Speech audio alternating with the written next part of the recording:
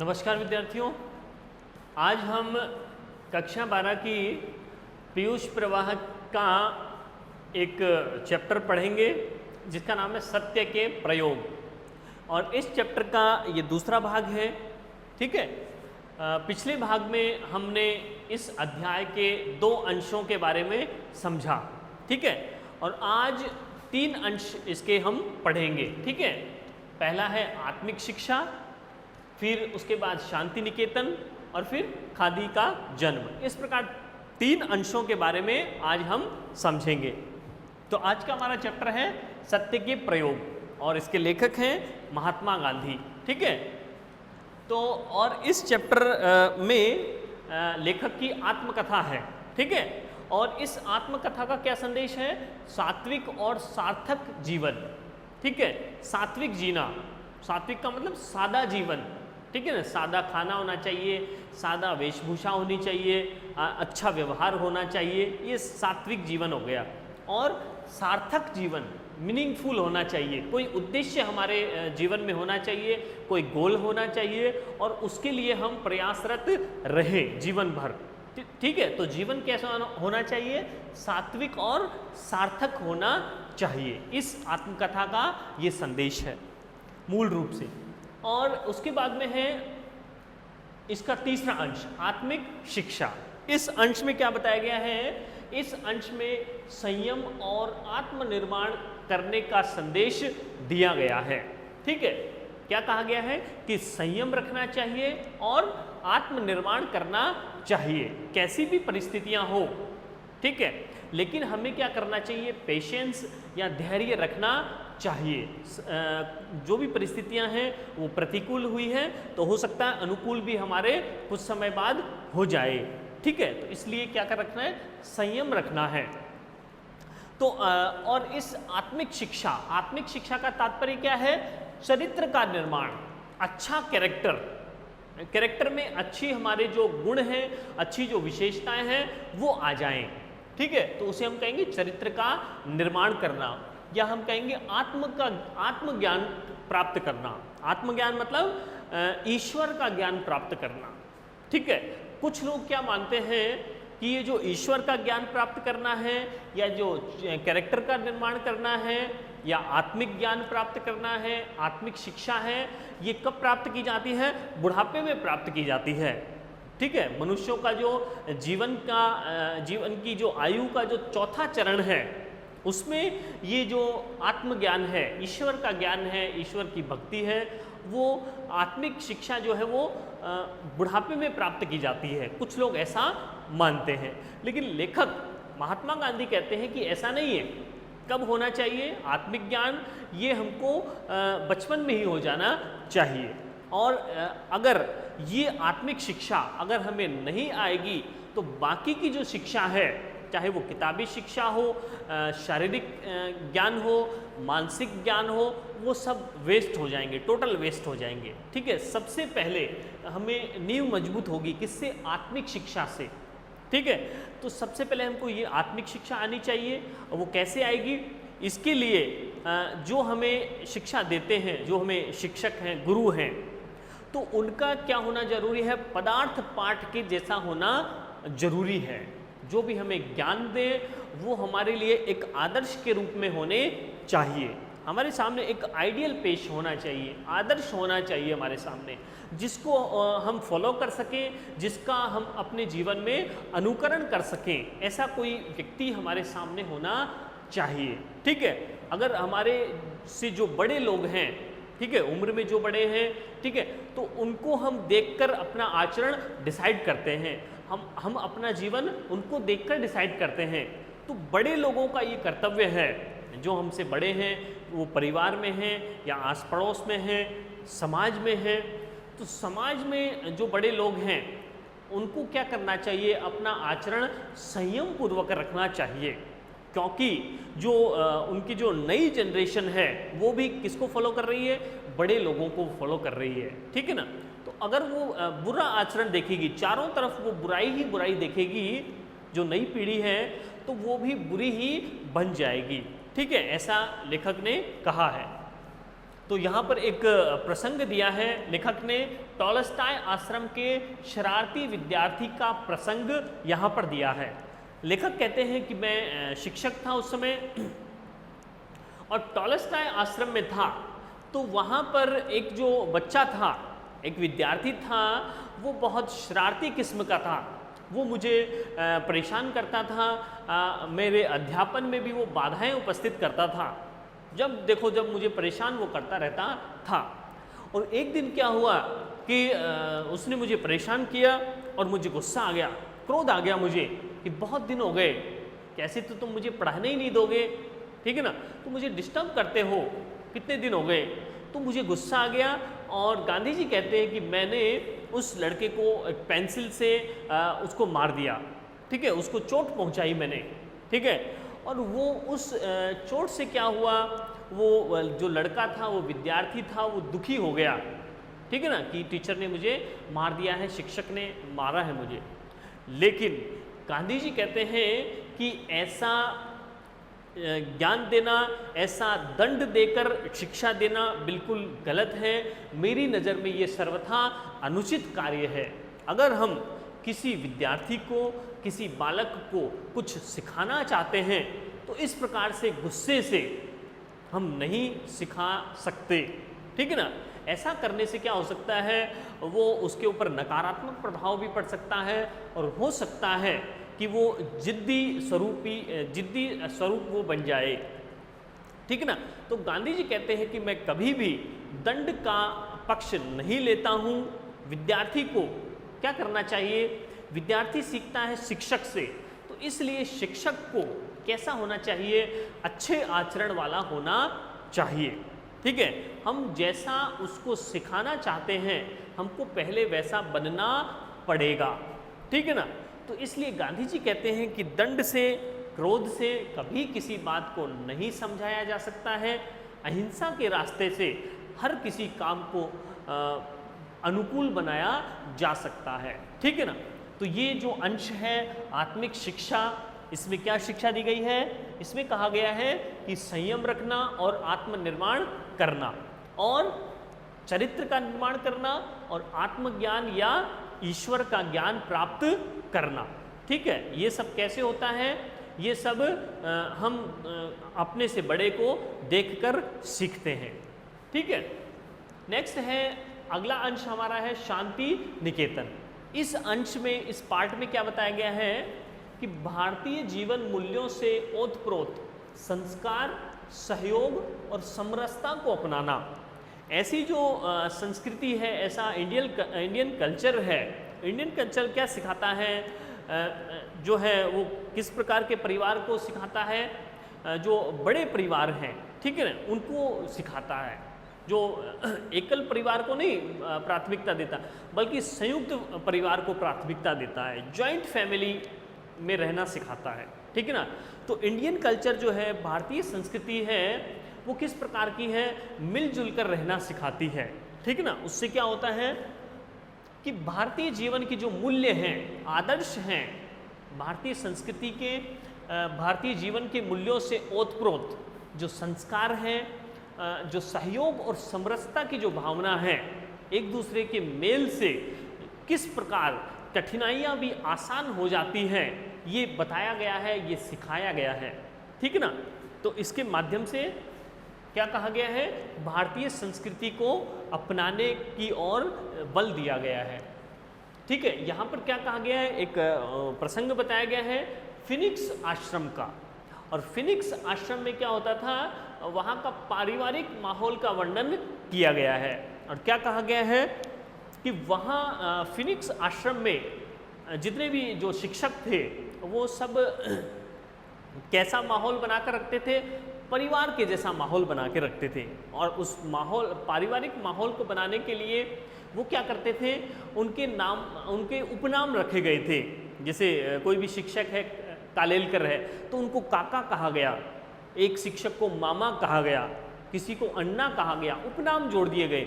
और वो उपनाम कैसे थे, ऐसी फीलिंग आती थी कि सब लोग अपने परिवार के हैं, कोई काका है, कोई मामा है, ठीक है, कोई अन्ना है, तो इस प्रकार से सब लोग अपने ही हैं, इस प्रकार से उस फिनिक्स आश्रम को एक पारिवारिक माहौल प्रदान कर दिया गया था। सब लोग हिल मिल कर रहते थे, वो जो शिक्षक भी थे और जो विद्यार्थी थे, सभी घर के समान वो रहते थे। फीलिंग आती थी कि हम घर पे ही रह रहे हैं, ठीक है ना। उससे क्या होता था, उससे जो विद्यार्थी सीखते थे वो सहज भाव से सीखते थे, उन पर कोई प्रेशर नहीं रहता था। और क्या कहा है, एक एग्जाम्पल दिया है, एक प्रसंग दिया है लेखक ने कि महात्मा गांधी ने कहा कि बहुत से जो वहाँ पर शिक्षक थे, बहुत से विद्यार्थी थे, उनके लिए मैंने सोचा कि क्यों न ये जो विद्यार्थी हैं, शिक्षक हैं, वो जो अपना काम है खुद ही करें। कि जो रसोइया है, ठीक है, खाना बनाने वाले हैं, ये सब जो रख रखे हैं हमने, इनको जो वेतन दिया जाता है, इनकी छुट्टी कर दी जाए। कि क्यों ना ये खाना बनाने का काम, बर्तन साफ करने का काम सब विद्यार्थी और शिक्षक मिलजुल कर करें। ये प्रस्ताव रखा गया, ठीक है, और बहुत से लोगों को ये अच्छा भी लगा, ठीक है। और तो उसमें क्या हुआ कि कुछ एक ग्रुप्स बना दिए गए, मंडली बना दी गई कि ये छात्रों का ये दल क्या करेगा, अनाज को साफ करेगा, और ये दूसरा दल क्या करेगा, ये खाना बनाएगा, ये दल सब्जी काटेगा, और ये जो बाकी जो लोग बचे हैं वो क्या करेंगे, बर्तन साफ करेंगे।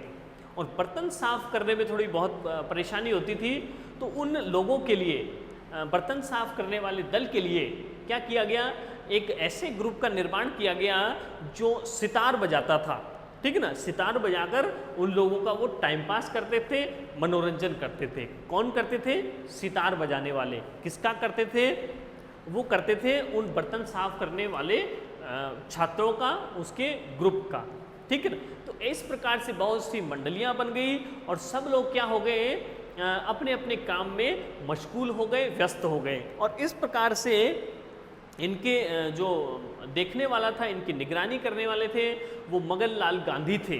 वो अपने कार्य के प्रति दृढ़ निश्चयी थे, तो वो सब ये काम देखते थे, ठीक है ना। तो इस प्रकार से गांधी जी ने कहा है, इस प्रकार जब सब अपना काम खुद ही करने लगे, ठीक है ना, किसी दूसरे पर, खाना बनाने वाले पर आश्रित नहीं थे, वो खुद ही खाना बनाते थे, खुद ही बर्तन साफ करते थे, खुद ही चारों तरफ की सफाई करते थे। इसलिए गांधी जी ने क्या कहा है कि जो सारा फिनिक्स का जो रसोई घर है वो स्वावलंबी बन गया था। स्वावलंबी का मतलब है स्वयं प्लस अवलंबी, यानी खुद पर अवलंबित होना, खुद पर निर्भर हो जाना। तो वो सारे जो लोग हैं फिनिक्स आश्रम के जो विद्यार्थी और जो शिक्षक थे वो सब स्वावलंबी हो गए, अर्थात आत्मनिर्भर हो गए, या कह सकते हैं सेल्फ डिपेंड हो गए, किसी पर आश्रित वो नहीं थे। और इस प्रकार का जो खाना बनने लगा उसमें सादा रसोई बनने लगी, मसाले कम बनने लगे, मसाले कम उसमें डलते थे, ठीक है ना, सादा भोजन उसमें पकता था, ठीक है।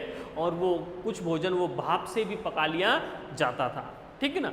तो इस प्रकार गांधी जी ने कहा है कि समूह में रहने की आदत उन लोगों में पड़ गई और खुद का काम खुद ही करने की एक आदत भी उन लोगों में पड़ी। और गांधी जी ने कहा है कि ये जो क्रम है वो कुछ दिन तक चला। उसके बाद में क्या हुआ कि उसके बाद में कुछ दिनों के बाद में गांधी जी को एक खबर आ गई, और वो कौन सी खबर थी, गोपाल कृष्ण गोखले की मौत की खबर, गोखले की निधन की खबर वो थी। और गांधी जी को कहाँ जाना पड़ा, पुणे जाना पड़ा उसकी खबर को सुनते ही, ठीक है ना।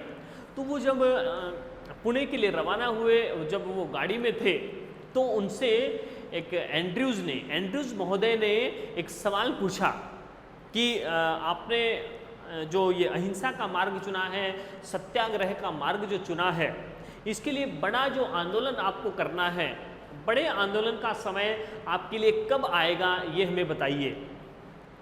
तो गांधी जी ने कहा कि गांधी जी ने गोखले द्वारा दिलवाई गई प्रतिज्ञा के बारे में बताया। गांधी जी ने कहा कि गोपाल कृष्ण गोखले ने मुझसे एक प्रतिज्ञा करवाई थी। क्या करवाई थी, क्या कहा था मुझसे? ऐसा कहा था कि किसी भी सार्वजनिक प्रश्न के बारे में आपको अपनी राय न तो बनानी है ना ही व्यक्त करनी है। कोई भी सार्वजनिक मुद्दा होगा उसके बारे में आप अपनी व्यक्तिगत राय प्रसारित नहीं करेंगे, प्रसारित नहीं करेंगे। ठीक है, किसी भी मुद्दे के बारे में आपको राय नहीं बनाना है कि एक साल भर तक आपको क्या करना है, पूरे भारत भर में घूमना है, चारों तरफ घूमना है और पूरे भारत के लोगों के विचार को, उनके मिजाज को जानना है। ठीक है, पूरे भारत की नस को समझना है। ठीक है, विचारधारा को समझना है और फिर उसके बाद में कोई राय व्यक्त करनी है सार्वजनिक मुद्दे पर, और या अपनी राय कायम करनी है या उसको व्यक्त करना है। ठीक है ना। तो गांधी जी ने कहा कि अब मुझे लगता है कि 4 या 5 साल तक तो ऐसा कोई मौका नहीं आएगा जब मुझे ये सत्य और अहिंसा का या सत्याग्रह का मार्ग मुझे अपनाना पड़ेगा। ठीक है ना। तो ऐसा मुझे आंदोलन करने का समय अभी नहीं आएगा, मुझे ऐसा लगता है। ठीक है, तो इस प्रसंग में हमने क्या समझा कि भारतीय जीवन मूल्यों से ओतप्रोत जो संस्कार हैं, सहयोग है और समरसता की भावना को हमें अपनाना चाहिए। ठीक है, फिर उसके बाद में इसको अपनाने से क्या हो जाएगा, एक तो हम सब मिलजुल कर रहना सीख जाएंगे और स्वयं के काम को स्वयं करना सीख जाएंगे, अर्थात स्वावलंबी बन जाएंगे। ठीक है, नेक्स्ट है अगला हमारा अंश है खादी का जन्म। खादी के जन्म में क्या बताया गया है, इस अंश में स्वावलंबन को और स्वदेशी की महत्ता को दर्शाया गया है। ठीक है ना, कि हम स्वावलंबी किस प्रकार बन सकते हैं और स्वदेशी की क्या इंपॉर्टेंस है। ठीक है ना। तो गांधी जी ने कहा कि मैंने एक अपनी रचना लिखी स्वराज्य, और उस स्वराज्य में मैंने समझा कि ये स्वराज्य भारत में कैसे आ सकता है, खुद का राज्य कैसे स्थापित हो सकता है, क्योंकि यहाँ तो अंग्रेजों का शासन है और वो राजनीतिक दृष्टि से भी और आर्थिक दृष्टि से भी वो हमें गुलाम बनाए हुए हैं, औद्योगिक दृष्टि से वो हमें पूरी तरह से गुलाम उन्होंने बना रखा है। इस प्रकार की उनकी नीतियाँ हैं। ठीक है ना, कि वो हमारा ही माल है, रॉ मटेरियल यानी कच्चा माल भारत का ही है और वो भारत को ही बेच रहे हैं, और बेच करके जो भी मुद्रा है वो क्या कर रहे हैं, वो इंग्लैंड में भेज रहे हैं। वो सारी जो इंग्लैंड में मुद्रा जा रही है, इंग्लैंड को फ़ायदा हो रहा है। ठीक है ना। तो इसके लिए क्या क्या किया जाए, तो गांधी जी ने कहा कि भारत की कंगालियत मिटाने के लिए और स्वराज्य लाने के लिए मैं अपने भारत में स्वराज्य लाऊंगा, भारतीयों का राज्य, और भारत की जो ये आर्थिक दशा बेकार हो गई है, इसका जो फायदा अंग्रेज उठा रहे हैं, इसके लिए क्या किया उन्होंने, करघे की स्थापना की। करघा एक प्रकार की मशीन लकड़ी से बनी हुई, जिससे कि कपड़े बनाए जाएंगे, सूत बनाया जाएगा, सूती कपड़े। ठीक है ना। तो उसके लिए करघे की स्थापना के लिए गांधी जी ने प्रयत्न किए, और उस करघे की स्थापना के लिए बहुत उनको मेहनत करनी पड़ी। पहले तो करघे की जो मशीन थी वो उनको ढूंढना पड़ा कहीं से। ठीक है ना, और तो उसके लिए बहुत प्रयत्न करना पड़ा। उसके बाद में करघा तो मिल गया, अब उसको चलाएगा कौन, उसके लिए जो चलाने वाले जो कारीगर थे, बुनकर थे, उनको ढूंढना पड़ा। ठीक है ना। तो इस प्रकार से खासी मशक्कत करनी पड़ी, और फिर धीरे धीरे वो इस प्रकार वो काम उनका चलने लगा। ठीक है ना। सूती कपड़ा उससे निर्मित होने लगा। ठीक है ना।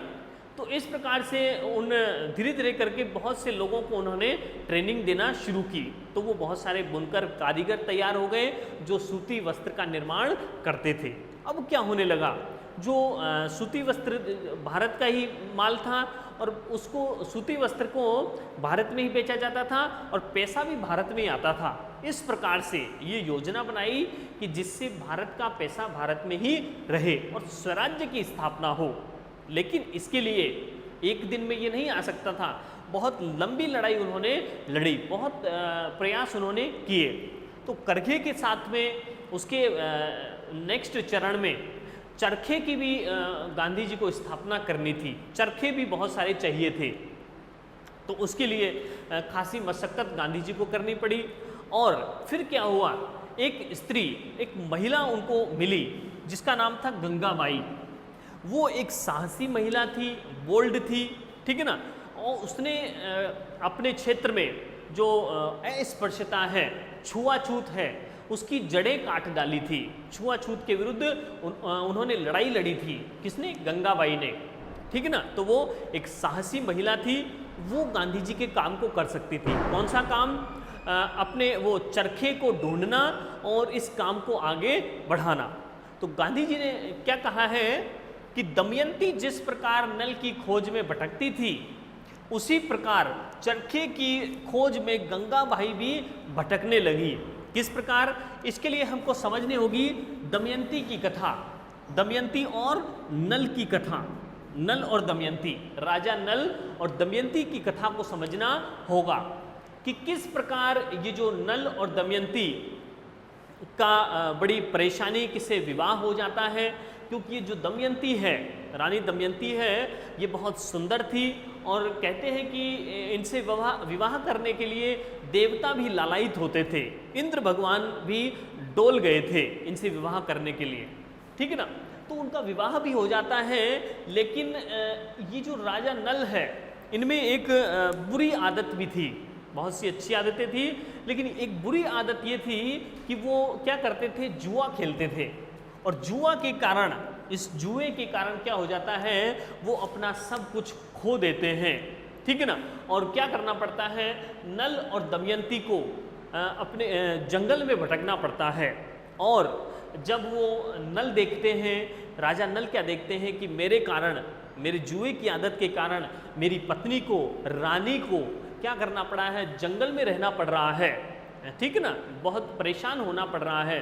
तो वो क्या करते हैं, नल क्या करते हैं, उनको छोड़कर, रानी दमयंती को छोड़कर चले जाते हैं रात में ही। और वो क्या सोचते हैं कि शायद ये अपने माता पिता के पास चली जाएगी, पीहर चली जाएगी, तो वो इस झंझट से, जंगल से छुटकारा मिल जाएगा, ठीक है ना। तो इस प्रकार वो क्या करती है, दमयंती वो अपने पति से बिछड़ जाती है, नल से, और वो उसको ढूंढती फिरती है। बहुत वर्ष उनको लग जाते हैं जंगल में एक दूसरे को मिलने में, ठीक है ना।